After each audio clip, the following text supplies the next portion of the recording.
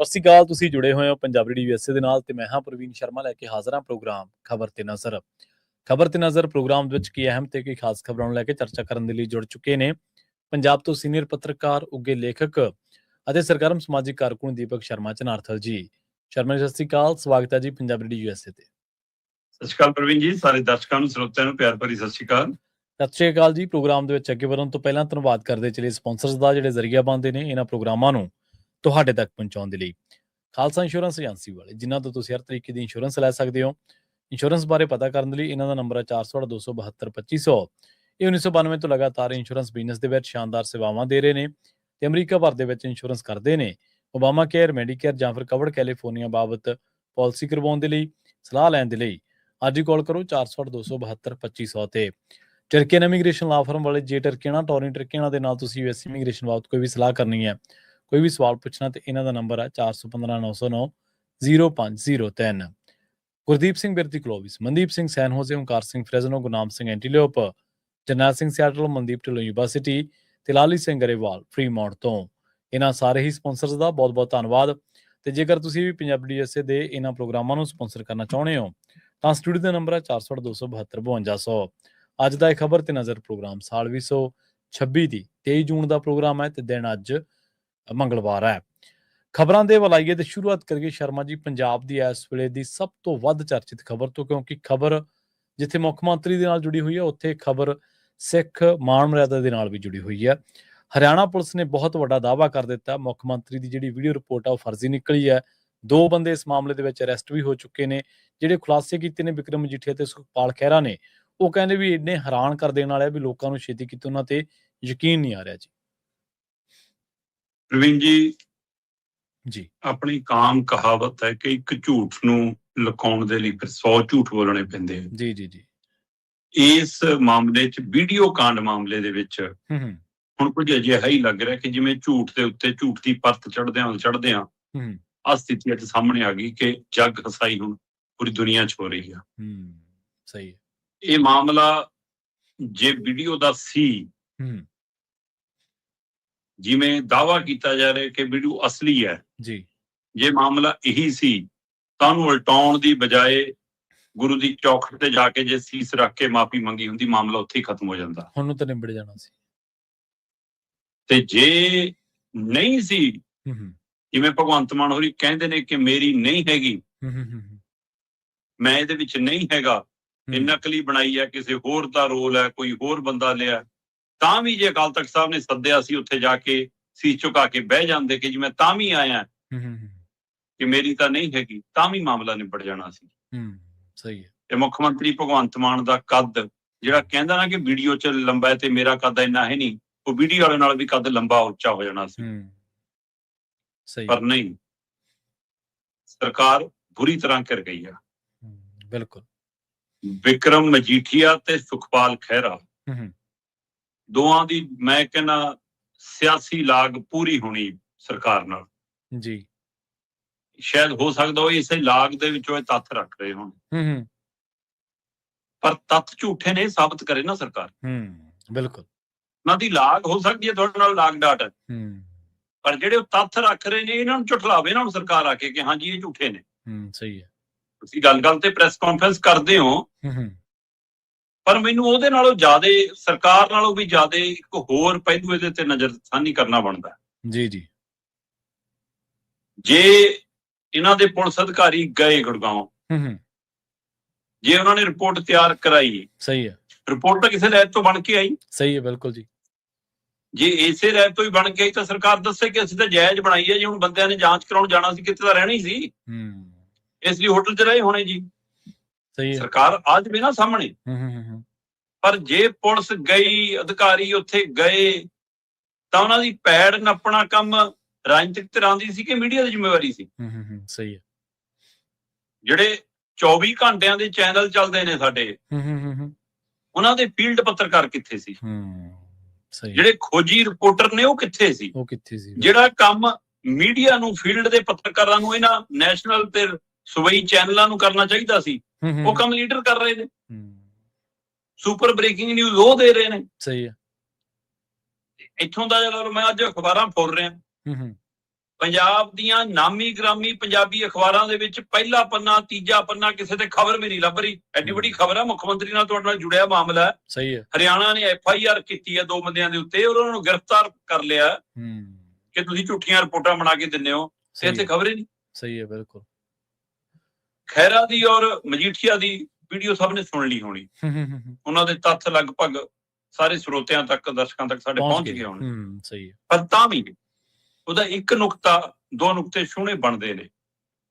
ਇੱਕ ਤਾਂ ਇਹ ਕਿ ਵੀ 10 ਲੱਖ 'ਚ ਡੀਲ ਦਾ ਦਾਅਵਾ ਕੀਤਾ ਉਹਨਾਂ ਨੇ।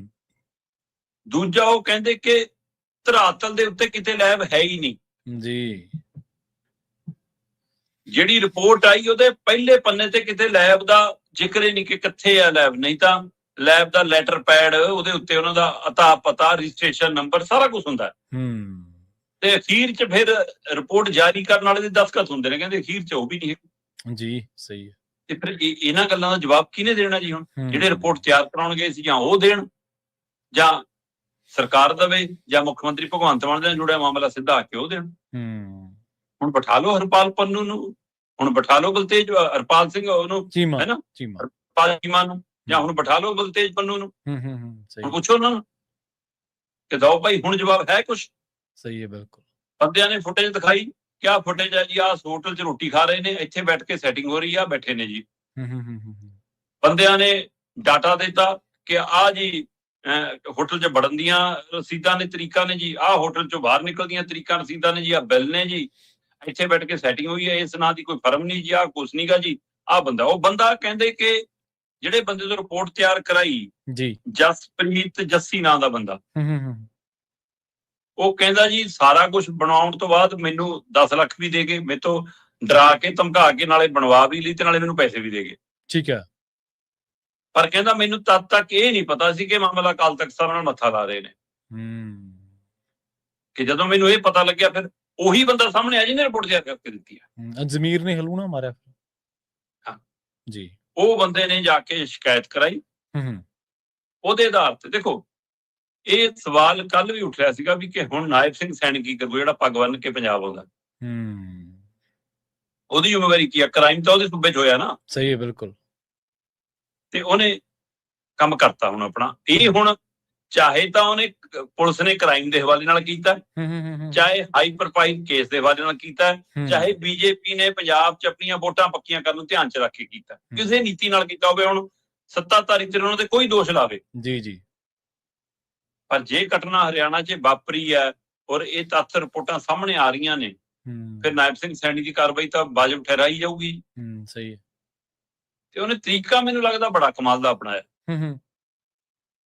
ਉਹਨੇ ਸਿੱਧੀ FIR ਪੰਜਾਬ ਦੇ ਪੁਲਿਸ ਅਧਿਕਾਰੀਆਂ ਦੇ ਉੱਤੇ ਡਾਇਰੈਕਟ ਕਰਨ ਦੀ ਬਜਾਏ ਪਹਿਲਾਂ ਆਪਣੇ ਸੂਬੇ ਦੇ 2 ਬੰਦਿਆਂ ਤੇ ਕਰਕੇ ਉਹਨਾਂ ਨੂੰ ਗ੍ਰਿਫਤਾਰ ਕਰ ਲਿਆ। ਉਹ ਇੱਕ ਮੇਰਾ ਖਿਆਲ ਅੰਕਿਤ ਹੈ ਤੇ ਇੱਕ ਕੋਈ ਕੀ ਆ ਹੋਰ ਹੈ ਮੁੰਡਾ, ਹੈ ਨਾ। ਜੀ ਬਿਲਕੁਲ। ਅੰਕਿਤ ਤੇ ਅਰੁਣ, ਇਹ 2 ਬੰਦੇ ਨੇ, ਇੱਕ ਜੀਂਦ ਨਾਲ ਸੰਬੰਧਿਤ, ਇੱਕ ਸਿਰਸਾ ਨਾਲ ਸੰਬੰਧਿਤ। ਹੁਣ ਇਹਨਾਂ ਦੇ ਦੱਸਣ ਦੇ ਆਧਾਰ ਦੇ ਉੱਤੇ ਵਾਰੀ ਆਊਗੀ ਪੰਜਾਬ ਦੇ ਪੁਲਿਸ ਅਫਸਰਾਂ ਦੀ। ਤੇ ਪੁਲਿਸ ਅਫਸਰਾਂ ਤੋਂ ਸ਼ੁਰੂ ਹੋ ਕੇ ਫਿਰ ਹਰਪਾਲ ਚੀਮਾ, ਬਲਤੇਜ ਪੰਨੂ 'ਚੋਂ ਨਿਕਲ ਕੇ ਮੁੱਖ ਮੰਤਰੀ ਤੱਕ ਜਾਊਗੀ। ਸਹੀ ਹੈ।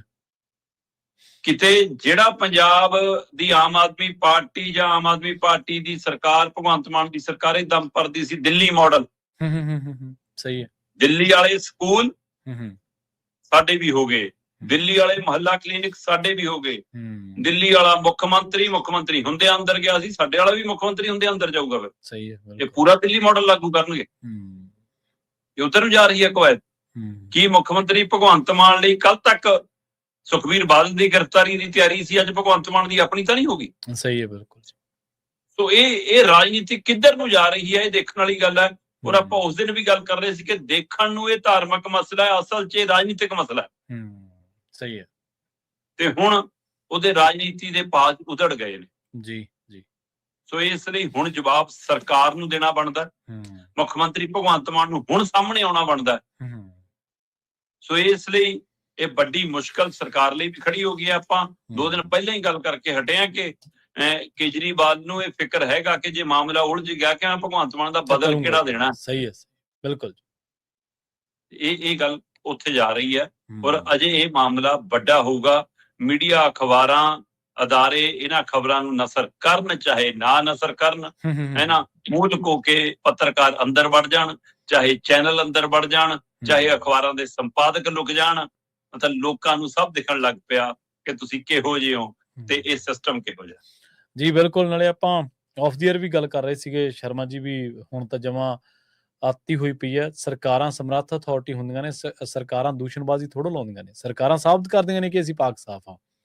ਤੇ ਇਹ ਗੱਲ ਜਿੱਥੋਂ ਤੁਰੀ ਸੀ, ਜਿੱਥੋਂ ਤੁਸੀਂ ਸ਼ੁਰੂ ਕੀਤੀ ਸੀ ਵੀ ਕੀ ਇੱਕ ਝੂਠ ਨੂੰ ਲੁਕਾਉਣ ਦੇ ਲਈ 100 ਝੂਠ ਹੋਰ ਮਾਰਨੇ ਪੈਣਗੇ, ਪਰ ਜੇ 100 ਝੂਠ ਮਾਰ ਕੇ ਵੀ ਤੁਸੀਂ ਜਨਤਾ ਦੀ ਕਚਹਿਰੀ ਦੇ ਵਿੱਚ ਜਾਂ ਪੰਥਕ ਕਚਹਿਰੀ ਦੇ ਵਿੱਚ ਦੋਸ਼ੀ ਸਾਬਤ ਹੁੰਦੇ ਹੋ, ਤਾਂ ਫਿਰ ਤੁਸੀਂ ਕਿਵੇਂ ਆਪਣੇ ਆਪ ਨਾਲ ਨਜ਼ਰਾਂ ਮਿਲਾਓਗੇ।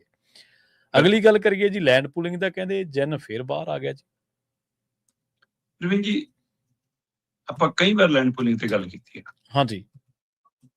ਸਰਕਾਰ ਦਾ ਇਹਦਾ ਕਿਹੜਾ ਗੱਡਾ ਫਸਿਆ, ਇਹ ਤੋਂ ਬਿਨਾਂ ਗੁਜ਼ਾਰਾ ਨਹੀਂ। ਤੁਸੀਂ ਦੱਸਦੇ ਤਾਂ ਹੁੰਨੇ ਵੀ ਕਮਿਸ਼ਨ ਖਾਣਾ ਵਿੱਚੋਂ। ਦੇਖੋ, ਤਿੰਨ ਚੀਜ਼ਾਂ ਨੇ ਜੀ।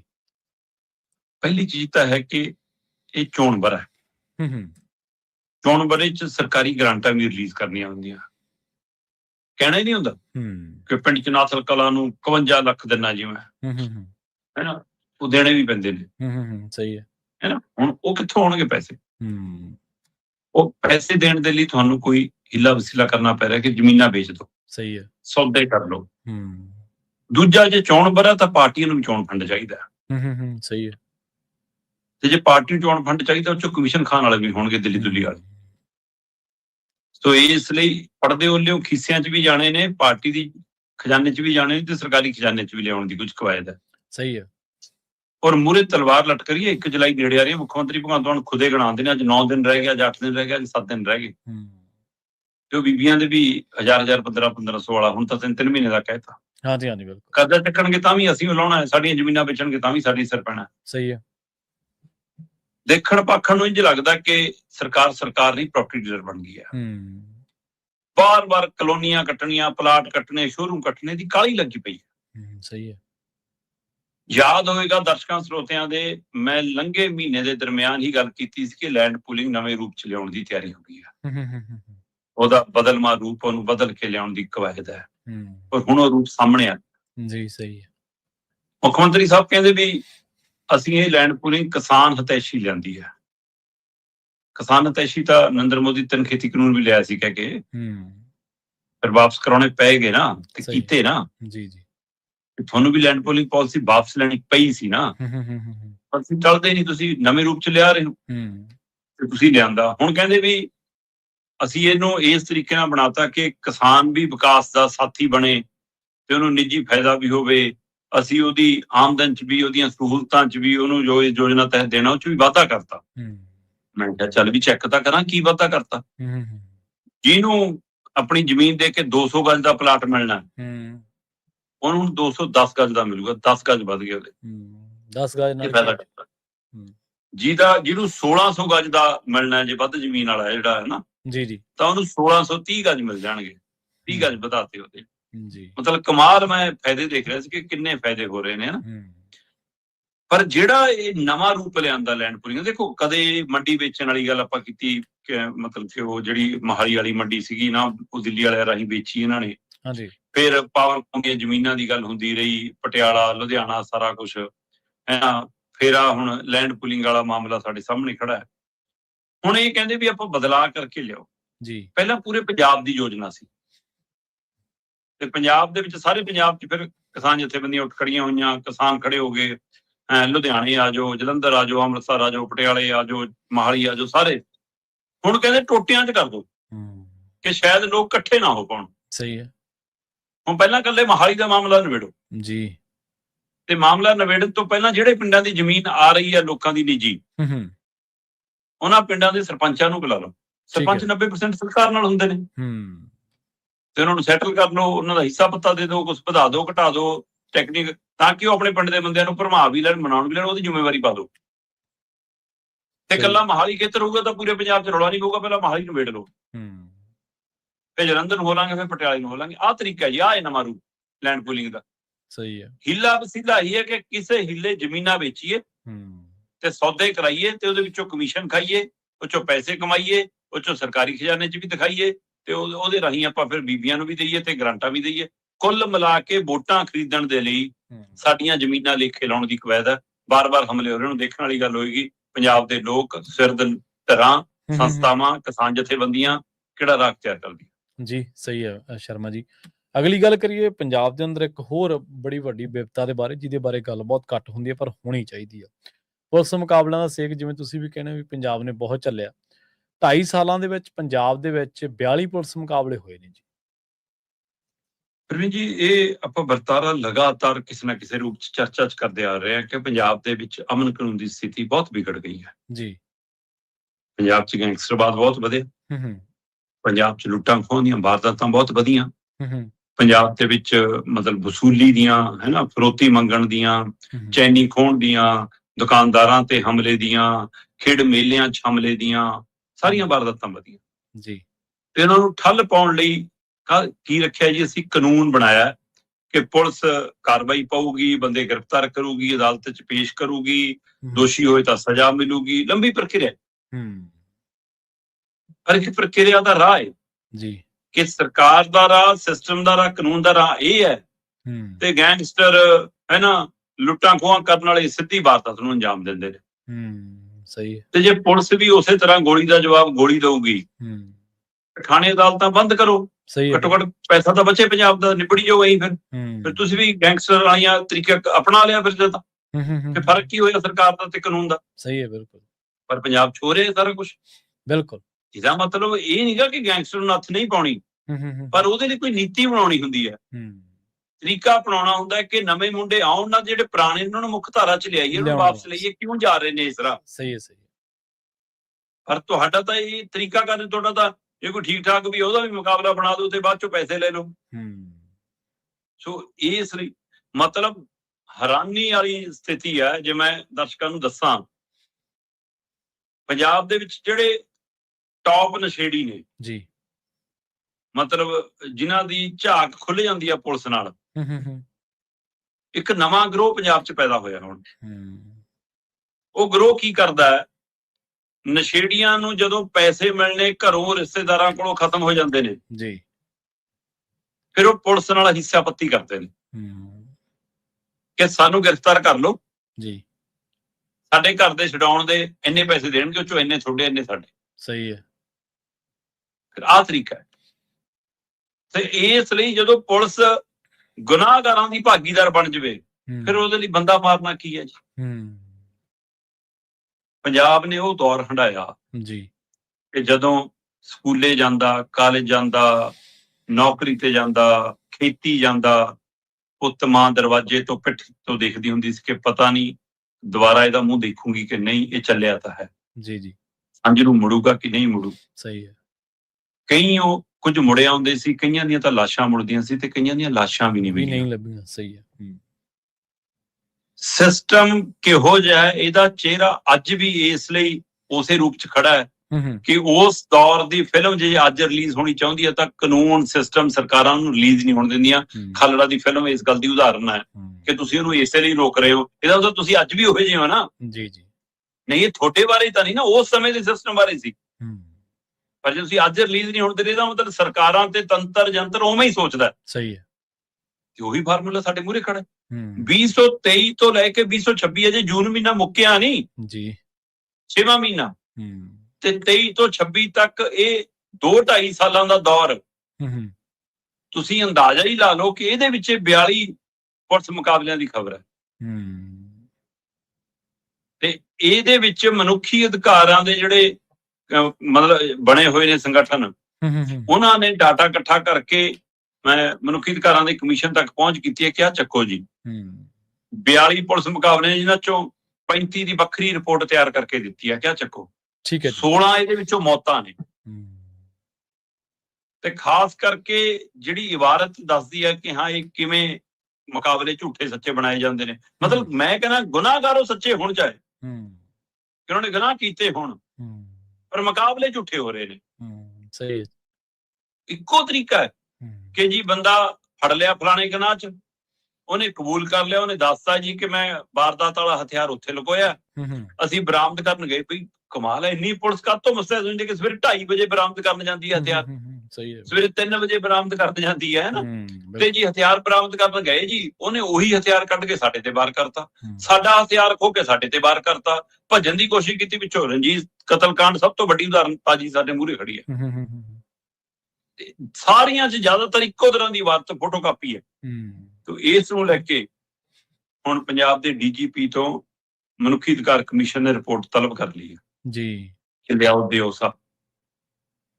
ਪਰ ਉਸ ਸਮੇਂ ਦੀਆਂ ਘਟਨਾਵਾਂ ਦੇ ਹੁਣ ਜਾ ਕੇ ਦੋਸ਼ੀਆਂ ਨੂੰ ਕਈਆਂ ਨੂੰ ਸਜ਼ਾਵਾਂ ਮਿਲ ਰਹੀਆਂ ਨੇ। ਹੂੰ, ਹੂੰ, ਸੋ ਇਸ ਲਈ ਇਹ ਮਾਮਲੇ ਲੰਬੇ ਪੈ ਸਕਦੇ ਨੇ। ਪਰ ਪੰਜਾਬ ਦੀ ਪੁਲਿਸ, ਪੰਜਾਬ ਦੀਆਂ ਸਰਕਾਰਾਂ, ਹੂੰ, ਹੂੰ, ਕੇਂਦਰ ਦੀਆਂ ਏਜੰਸੀਆਂ ਸਹੀ। ਉਹੀ ਪੁਰਾਣੇ ਫਾਰਮੂਲੇ ਨੂੰ ਅਪਣਾ ਰਹੀਆਂ ਨੇ ਤੇ ਹੂੰ, ਪੰਜਾਬ ਨੂੰ ਮੁੜ ਕੇ ਇਹ ਨਵੀਂ ਅੱਗ ਦੀ ਭੱਠੀ 'ਚ ਝੋਂਕਣ ਦੀ ਤਿਆਰੀ 'ਚ ਨੇ। ਸੋ ਇਸ ਲਈ ਇਹ ਬੜੀ ਚਿੰਤਾਜਨਕ ਸਥਿਤੀ ਹੈ। ਇਹਦੇ ਉੱਤੇ ਪੰਜਾਬ ਦੀਆਂ ਸਿਰ ਧਿਰਾਂ ਨੂੰ ਪਹਿਰੇਦਾਰੀ ਕਰਨ ਦੀ ਲੋੜ ਹੈ। ਦੇਖੋ ਜੀ, ਜੇ ਉਸ ਦੌਰ ਤੋਂ ਬਾਅਦ ਕਿਸੇ ਦੀ ਕੋਈ ਜਵਾਬਦੇਹੀ ਤੈਅ ਹੋਣ ਲੱਗਦੀ ਜਾਂ ਕੋਈ ਰਿਫਾਰਮ ਦੀ ਗੱਲ ਹੁੰਦੀ, ਫਿਰ ਤਾਂ ਇਹ ਦੌਰ ਰੁਕਦਾ। ਇਹ ਦੌਰ ਰੂਪ ਆਪਣੇ ਬਦਲ ਲੈਂਦਾ, ਪਰ ਦੌਰ ਉਸੇ ਤਰ੍ਹਾਂ ਦਾ ਹੀ ਚੱਲਦਾ ਰਹਿੰਦਾ ਸ਼ਰਮਾ ਜੀ। ਅਗਲੀ ਗੱਲ ਕਰੀਏ ਰਵਨੀਤ ਬਿੱਟੂ ਦੀ। ਕਹਿੰਦੇ ਇਹਨਾਂ ਦੀ ਕੁਰਸੀ ਜਿਹੜੀ ਹੈ ਰਵਨੀਤ ਬਿੱਟੂ ਦੀ ਦਸੰਬਰ ਤੱਕ ਬਚੀ ਰਹੂਗੀ ਜੀ। ਦੇਖੋ, ਇਹ ਮਤਲਬ 21 ਜੂਨ ਨੂੰ ਇਹਦਾ ਰਾਜ ਸਭਾ ਦਾ ਕਾਰਜਕਾਲ ਪੂਰਾ ਹੋ ਗਿਆ ਰਵਨੀਤ ਬਿੱਟੂ ਦਾ। ਹੂੰ, ਹੂੰ, ਤੇ ਰਵਨੀਤ ਬਿੱਟੂ ਦੀ ਥਾਂ ਦੇ ਉੱਤੇ ਹੁਣ ਵੈਸੇ ਤਾਂ ਰਾਜ ਸਭਾ ਮੈਂਬਰ ਤਰਨ ਚੁੱਗ ਨੂੰ ਭੇਜਤਾ। ਹੂੰ, ਤੇ ਪਰ ਇੱਕ ਮੰਤਰੀ ਨੇ ਜਾਰਜ ਕੁਰੀਅਨ, ਉਹਨਾਂ ਦਾ ਵੀ ਕਾਰਜਕਾਲ 21 ਜੂਨ ਨੂੰ ਖਤਮ ਹੋਇਆ ਜੀ। ਤੇ ਰਵਨੀਤ ਬਿੱਟੂ ਦਾ ਵੀ। ਉਹਨੇ ਅਸਤੀਫਾ ਦਿੱਤਾ ਕੇਂਦਰੀ ਮੰਤਰੀ ਮੰਡਲ ਚੋਂ। ਹੂੰ, ਹੂੰ, ਰਵਨੀਤ ਬਿੱਟੂ ਨੇ ਜੇ ਅਸਤੀਫਾ ਨਹੀਂ ਦਿੱਤਾ, ਹੂੰ, ਇਹਦਾ ਮਤਲਬ ਕੀ ਅਜੇ ਉਹਨੂੰ ਕੁਰਸੀ ਦਿੱਤੀ ਜਾਂਦੀ ਰਹੂਗੀ ਕਿ ਹਾਂ ਠੀਕ ਆ 6 ਮਹੀਨੇ ਲੰਘਾ ਲੈ। ਕਿਉਂਕਿ ਬਿਨਾਂ ਤੁਸੀਂ ਲੋਕ ਸਭਾ ਜਾਂ ਰਾਜ ਸਭਾ ਦੇ ਮੈਂਬਰ ਤੋਂ ਵੀ 6 ਮਹੀਨੇ ਰਹਿ ਸਕਦੇ ਹੋ ਜੀ। ਤੇ ਜੇ ਆਪਾਂ 21 ਜੂਨ ਤੋਂ ਅੱਗੇ ਲਾਈਏ ਤਾਂ ਜੁਲਾਈ 'ਚ 1 ਮਹੀਨਾ, ਅਗਸਤ, ਸਤੰਬਰ, ਅਕਤੂਬਰ, ਨਵੰਬਰ, ਦਸੰਬਰ। ਹੂੰ, ਹੂੰ, ਸੋ ਦਸੰਬਰ ਮਹੀਨੇ ਤੱਕ ਤੁਸੀਂ 21 ਦਸੰਬਰ ਤੱਕ ਤੁਸੀਂ ਮੰਤਰੀ ਰਹਿ ਸਕਦੇ ਹੋ। ਠੀਕ ਹੈ ਜੀ। ਕੀ ਬੀਜੇਪੀ ਇਹ ਮੰਨ ਕੇ ਚੱਲ ਰਹੀ ਹੈ ਕਿ ਜੇ ਨਵੰਬਰ 'ਚ ਚੋਣਾਂ ਹੋ ਜਾਂਦੀਆਂ ਨੇ ਹੂੰ, ਫਿਰ ਘੱਟੋ ਘੱਟ ਪੰਜਾਬ ਦੀਆਂ ਵਿਧਾਨ ਸਭਾ ਚੋਣਾਂ ਤੱਕ ਤਾਂ ਮੰਤਰੀ ਰਹਿਣ ਦਿਓ ਇਹਨੂੰ, ਹੂੰ, ਕੰਮ ਤਾਂ ਲਵਾਂਗੇ। ਐਵੇਂ ਫਿਰ ਮਨ ਮਹਿਸੂਸ ਹੋ ਜਾਂਦਾ ਹੈ, ਮਰਾਲ ਡਾਊਨ ਹੋ ਜਾਂਦਾ ਹੈ ਨਾ, ਸੈੱਲ ਮੁੱਕੇ ਜਾਂਦੇ ਨੇ ਕਿ ਹੋਰ ਤਾਂ ਕੁਝ ਬਣਨਾ ਨਹੀਂਗਾ ਹੁਣ। ਹੂੰ, ਸੋ ਇਸ ਲਈ ਅਜੇ ਲਾਈ ਰੱਖੋ ਇਹ ਝੰਡੀ ਵਾਲੀ ਕਾਰ ਇਹਨੂੰ। ਜੀ। ਪਰ ਜੇ ਚੋਣਾਂ ਤੈਅ ਸਮੇਂ ਤੇ ਹੁੰਦੀਆਂ ਨੇ, ਮੰਨ ਲਓ ਜਨਵਰੀ ਫਰਵਰੀ 'ਚ ਹੁੰਦੀਆਂ ਨੇ, ਜਿਵੇਂ ਮੰਨਿਆ ਜਾ ਰਿਹਾ ਕਿ ਜਨਗਣਨਾ ਸ਼ਾਇਦ ਪ੍ਰਕਿਰਿਆ ਬਦਲ ਲੈਣ 5 ਸੂਬਿਆਂ ਦੀ, ਹਾਂਜੀ, ਹਾਂਜੀ। ਫਿਰ ਜ਼ਿਆਦਾ ਨਮੋਸ਼ੀ ਨਹੀਂ ਹੋਊਗੀ ਕਿ ਚੋਣਾਂ ਤੋਂ ਐਨ ਪਹਿਲਾਂ ਮੰਤਰੀ ਮੰਡਲ ਦੀ ਕੁਰਸੀ ਗਈ, ਹੂੰ, ਹੁਣ ਉਤਰਨ ਤੋਂ ਬਾਅਦ ਸ਼ਾਇਦ ਸੈਟਲ ਵੀ ਹੋ ਜਾਵੇ। ਸੋ ਇਸ ਲਈ ਦੇਖਣ ਵਾਲੀ ਗੱਲ ਹੋਈ ਕਿ ਕੀ ਇਹ ਆਪਣੀ ਮੰਤਰੀ ਵਾਲੀ ਕੁਰਸੀ ਦਸੰਬਰ ਤੱਕ ਬਚਾ ਕੇ ਰੱਖਦੇ ਨੇ। ਹੂੰ, ਕਿਉਂਕਿ ਹੁਣ ਫਿਲਹਾਲ ਮੈਨੂੰ ਮੂਹਰੇ ਕੋਈ ਰਾਜ ਸਭਾ ਦੀ ਚੋਣ ਨਹੀਂ ਦਿਖਦੀ। ਜਾਂ ਤਾਂ ਕਿਸੇ ਦਾ ਅਸਤੀਫਾ ਕਰਾ ਕੇ ਇਹਨੂੰ ਭੇਜਣਾ ਹੋਵੇ ਕੁਝ ਦੇਰ ਲਈ ਹੂੰ, ਤਾਂ ਉਹ ਵੱਖਰੀ ਗੱਲ ਹੈ, ਉਹ ਪਤਾ ਲੱਗ ਜਾਏਗਾ। ਜੇ ਕੁਛ ਚੀਜ਼ ਸਥਿਤੀ ਹੋ ਸਕਦਾ ਬਿੱਟੂ ਸੈਟਿੰਗ ਕਰਨ ਦੀ ਕੋਸ਼ਿਸ਼ ਕਰ ਰਹੇ ਹੋਣ, ਜੀ, ਤੇ ਜੀ। ਜੇ ਬਰਕਰਾਰ ਰੱਖਣਾ ਸੀ ਫਿਰ ਤਾਂ ਹੁਣ ਜਿੰਨੀਆਂ ਰਾਜ ਸਭਾ ਗਈਆਂ ਨੇ ਉਹਨਾਂ 'ਚ ਕਿਤੇ ਥਾਂ ਐਡਜਸਟ ਕਰ ਲੈਂਦੇ ਇਹਨੂੰ। ਹੂੰ, ਇਹਦਾ ਮਤਲਬ ਬੀਜੇਪੀ ਐਡਜਸਟ ਕਰਨਾ ਨਹੀਂ ਚਾਹੁੰਦੀ, ਪਰ ਇਹ ਐਡਜਸਟ ਹੋਣ ਦੇ ਲਈ ਤਰਨੋਂ ਮੱਛੀ ਹੋ ਰਹੇ ਨੇ। ਹੂੰ, ਹੂੰ, ਜਾਂ ਇਹਨਾਂ ਨੂੰ ਕਿਹਾ ਗਿਆ ਕਿ ਹਾਂ ਭਾਈ, ਕਿਉਂਕਿ ਆਪੇ ਕਹਿੰਦੇ ਸੀ, ਮੈਨੂੰ ਕਹਿਤਾ ਕਿ ਜੀ ਮੈਂ ਤਾਂ ਕਿਹਾ ਜੀ ਉਹਨਾਂ ਨੂੰ ਆਪੇ ਕਿ ਟੈਚੀ ਰੱਖ ਲਓ ਜੀ ਸਾਡਾ ਹੁਣ ਗੱਡੀ 'ਚ, ਅਸੀਂ ਪੰਜਾਬ ਤੁਰੀਏ ਫਿਰੀਏ। ਸੋ ਸੰਕੇਤ ਤਾਂ ਇਹਨਾਂ ਨੇ ਦੇਤਾ ਸੀ। ਹੂੰ, ਹੂੰ, ਪਰ ਹੁਣ ਇਹ ਬਿਸਤਰਾ ਗੋਲ ਹੋਣ ਨੂੰ ਦਸੰਬਰ ਮਹੀਨੇ ਦਾ ਇੰਤਜ਼ਾਰ ਕਰਨਾ ਪਊਗਾ ਹੂੰ, ਕਿ ਮੋਹਲਤ ਮਿਲ ਜੂਗੀ ਹੋਰ ਅੱਗੇ ਕੋਈ ਕੁਰਸੀ ਮਿਲ ਕੇ ਰਾਜ ਸਭਾ ਦੀ, ਜਾਂ ਫਿਰ ਅਸਤੀਫਾ ਆਉਂਦੇ ਦਿਨਾਂ 'ਚ ਬਿੱਟੂ ਦਾ ਵੀ ਆ ਜਾਊਗਾ। ਦੇਖਣ ਵਾਲੀ ਗੱਲ ਹੋਈ ਜੀ, ਬਿਲਕੁਲ। ਤੇ ਅਗਲੀ ਗੱਲ ਜਾਂਦੇ ਜਾਂਦੇ ਕਰੀਏ ਰਾਮ ਮੰਦਿਰ ਦੇ ਚੜਾਵੇ ਦੀ। ਕਹਿੰਦੇ ਇਹ 7 ਕਰੋੜ ਨਹੀਂ ਬਲਕਿ 200 ਕਰੋੜ ਦੀ ਠੱਗੀ ਹੋਈ ਹੈ ਜੀ। ਪ੍ਰਵੀਨ ਜੀ, ਜੀ।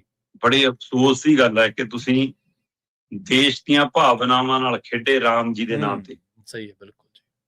ਤੇ ਉਸ ਸਥਾਨ ਨੂੰ ਵੀ ਤੁਸੀਂ ਬਖਸ਼ਿਆ ਨਹੀਂ, ਉਹਦੀ ਗੋਲਕ ਨੂੰ ਵੀ ਬਖਸ਼ਿਆ। ਹੂੰ, ਕੀ ਟਰਸਟੀ ਤੇ ਟਰਸਟੀਆਂ ਦੇ ਸਾਥੀਆਂ ਦੀ ਹਿੰਮਤ ਇੰਨੀ ਵੱਧ ਗਈ ਕਿ ਉਹ ਗੋਲਕ ਚੋਂ 200 ਕਰੋੜ ਗਾਇਬ ਕਰ ਲੈਣ ਹੂੰ, ਤੇ ਉਹਨਾਂ ਦੇ ਆਕਾ ਸੁੱਤੇ ਰਹਿਣ?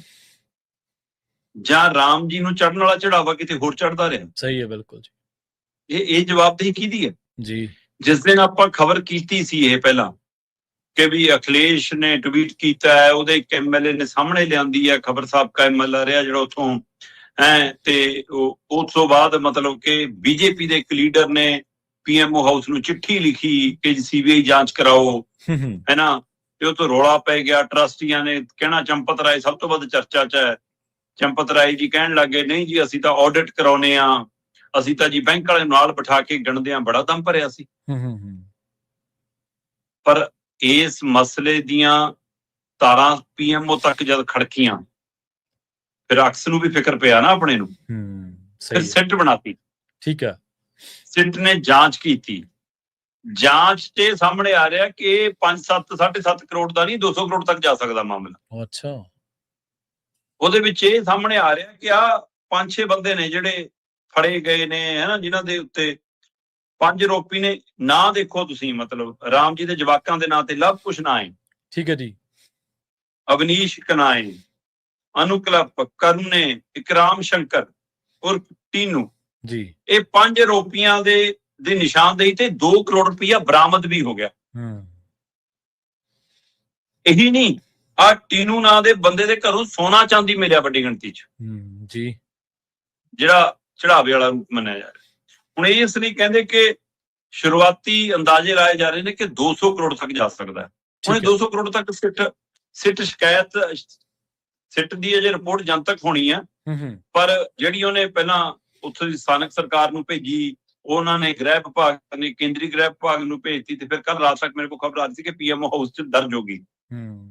ਤੇ ਉਹਦੇ ਵਿੱਚ ਕਹਿੰਦੇ 2 ਸਿਫਾਰਸ਼ਾਂ ਅਹਿਮ ਕੀਤੀਆਂ ਗਈਆਂ। ਇੱਕ ਤਾਂ ਕੀਤੀ ਗਈ ਹੈ ਜੀ ਕਿ ਤੁਸੀਂ ਪਿਛਲੇ 5 ਸਾਲ ਦਾ ਆਡਿਟ ਕਰਾਓ ਚੜਾਵੇ ਦਾ, ਤੇ ਦੂਜਾ ਟਰਸਟੀ ਬਦਲ ਲਓ ਜੀ, ਕੋਈ ਸੀਈਓ ਲਾ ਲਓ, ਚਾਹੇ ਕੋਈ ਅਫਸਰ ਲਾ ਲਓ ਨਾਲ, ਨਹੀਂ ਇਹ ਗੜਬੜ ਬਹੁਤ ਹੈ। ਹੁਣ ਜੇ 200 ਕਰੋੜ ਦੇ ਸ਼ੰਕੇ ਪ੍ਰਗਟਾਏ, ਮੈਂ ਜਾਣਨਾ ਚਾਹੁੰਦਾ ਸੀ ਕਿ 200 ਕਰੋੜ ਦਾ ਮਾਮਲਾ ਕਿਵੇਂ ਹੋ ਸਕਦਾ। ਫਿਰ ਮੈਨੂੰ ਇੱਕ ਘਟਨਾ ਨੇ ਅੰਦਾਜ਼ਾ ਕਰਾਤਾ। ਸਿੰਧੀ ਸਮਾਜ ਹੈ ਜੀ, ਸਿੰਧੀ ਸਮਾਜ ਦਾ ਜਿਹੜਾ ਦੇਸ਼ ਵਿਆਪੀ ਸੰਗਠਨ ਹੈ, ਉਹਨਾਂ ਦੇ ਮੁਖੀ ਨੇ ਕਿਹਾ ਕਿ ਬਈ 26 ਜਨਵਰੀ 2021 ਨੂੰ ਦੁਨੀਆ ਭਰ ਦੇ ਸਿੰਧੀ ਸਮਾਜ ਨੇ, ਦੁਨੀਆ ਭਰ ਚੋਂ, ਉਹਨਾਂ ਦਾ ਵਿਸ਼ਵ ਵਿਆਪੀ ਉਹ ਸੰਗਠਨ ਹੈ, ਠੀਕ ਹੈ ਜੀ। ਡਾਕਟਰ ਰਾਜੂ ਮੰਡਵਾਨੀ ਨੇ, ਉਹ ਕਹਿੰਦੇ ਵੀ 26 ਜਨਵਰੀ 2021 ਨੂੰ ਦੁਨੀਆ ਭਰ ਦੇ ਸਿੰਧੀ ਸਮਾਜ ਨੇ ਇਕੱਠੇ ਹੋ ਕੇ 1.5 ਕਰੋੜ ਦੀ 200 ਕਿਲੋ ਚਾਂਦੀ ਦਿੱਤੀ ਰਾਮ ਮੰਦਿਰ ਨੂੰ, ਤੇ ਇਹ ਤੋਂ ਇਲਾਵਾ 1 ਕਿਲੋ ਦੀਆਂ 200 ਚਾਂਦੀ ਦੀਆਂ ਇੱਟਾਂ ਹੋਰ ਦਿੱਤੀਆਂ। ਤੇ ਜੀ ਕਹਿੰਦੇ ਆ ਅਸੀਂ ਭੇਟ ਕੀਤਾ, ਤੇ ਸਾਡੇ ਉਸ ਸਾਰੇ ਦਾਨ ਰਾਸ਼ੀ ਦੀ ਨਾ ਸਾਨੂੰ ਕੋਈ ਰਸੀਦ ਦਿੱਤੀ, ਨਾ ਉਹਦੀ ਅੱਜ ਤੱਕ ਜਾਣਕਾਰੀ ਦਿੱਤੀ ਕਿ ਉਹ ਕਿੱਥੇ ਲਾਇਆ ਸੇਵਾ 'ਚ, ਕਿਵੇਂ ਲਾਇਆ। ਤੇ ਫਿਰ ਹਿਸਾਬ ਲਾ ਲਓ ਜੀ, ਇਹ ਆਡਿਟ 'ਚ ਕਿੱਥੋਂ ਆਊਗਾ ਜਦੋਂ ਚੜੇ ਹੀ ਨਹੀਂਗਾ, ਜਿਹੜਾ ਜਦੋਂ ਸਹੀ ਗੱਲ ਹੈ, ਕੋਈ ਰਸੀਦ ਹੀ ਨਹੀਂ ਗੀ, ਇੱਥੋਂ ਦਾ ਲਾ ਲਓ। ਫਿਰ ਇਹਦਾ ਮਤਲਬ 200 ਕਰੋੜ ਤੱਕ ਕਪੜਾ ਜਾਣਾ ਕੋਈ ਬੜੀ ਗੱਲ ਨਹੀਂ। ਮਤਲਬ ਰਾਮ ਜੀ ਦੇ ਨਾਂ ਤੇ ਜੇ ਤੁਸੀਂ ਸ਼ਰਧਾਲੂਆਂ ਦੀਆਂ ਭਾਵਨਾਵਾਂ ਨਾਲ ਇੰਝ ਖਲਵਾੜ ਕਰਦੇ ਹੋ ਜੀ, ਤਾਂ ਇਹ ਚੜਾਵਾ ਖਾਣ ਦਾ ਮਤਲਬ ਬ੍ਰਾਹਮਣ ਦੇ ਲਈ ਗਊ ਖਾਣਾ ਹੈ। ਸਹੀ ਹੈ। ਹੁਣ ਗਊ ਹਤਿਆਰੇ ਕੌਣ ਨੇ?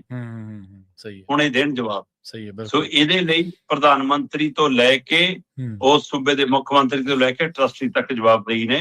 ਕੱਲ ਨੂੰ ਟਰਸਟੀ ਬਦਲਣ ਨਾਲ ਮਸਲਾ ਹੱਲ ਨਹੀਂ ਹੋਣਾ। ਸਹੀ ਹੈ। ਮਸਲਾ ਤਾਂ ਤੁਹਾਡੀ ਇਮਾਨਦਾਰੀ ਦਾ ਕਿ ਕਿੱਥੇ ਆ ਇਮਾਨਦਾਰੀ। ਸੋ ਇਸ ਲਈ ਭਗਤਾਂ ਦੀਆਂ ਅੱਖਾਂ ਖੁੱਲਣੀਆਂ ਚਾਹੀਦੀਆਂ ਨੇ। ਭਗਤੀ ਪਰਮਾਤਮਾ ਦੀ, ਕੁਦਰਤ ਦੀ, ਕਾਇਨਾਤ ਦੀ, ਰਾਮ ਜੀ ਦੀ ਤਾਂ ਹੋ ਸਕਦੀ ਆ। ਜਦੋਂ ਤੁਸੀਂ ਬੰਦਿਆਂ ਦੀ ਭਗਤੀ, ਪਾਰਟੀਆਂ ਦੀ ਭਗਤੀ 'ਚ ਪੈਂਦੇ ਹੋ, ਫਿਰ ਆ ਨਤੀਜੇ ਮਿਲਦੇ ਆ। ਬਿਲਕੁਲ ਸਹੀ ਕਿਹਾ ਤੁਸੀਂ।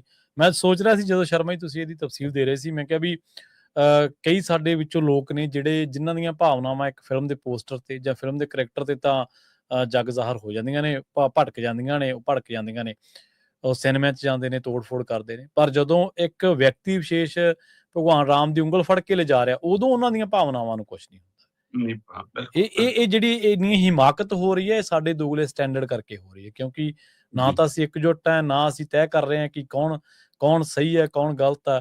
ਬਸ ਇਹ ਆਪੋ ਧਾਪੀ ਦਾ ਜਿਹੜਾ ਮਾਹੌਲ ਹੈ, ਇਹ ਕੋਈ ਧਰਮ ਨੂੰ ਅੱਗੇ ਲਿਜਾਣ ਵਾਲੀ ਗੱਲ ਨਹੀਂ, ਇਹ ਪਿੱਛੇ ਤਾਂ ਕੋਈ ਸੌਦਾ ਹੀ ਹੈ ਜੀ।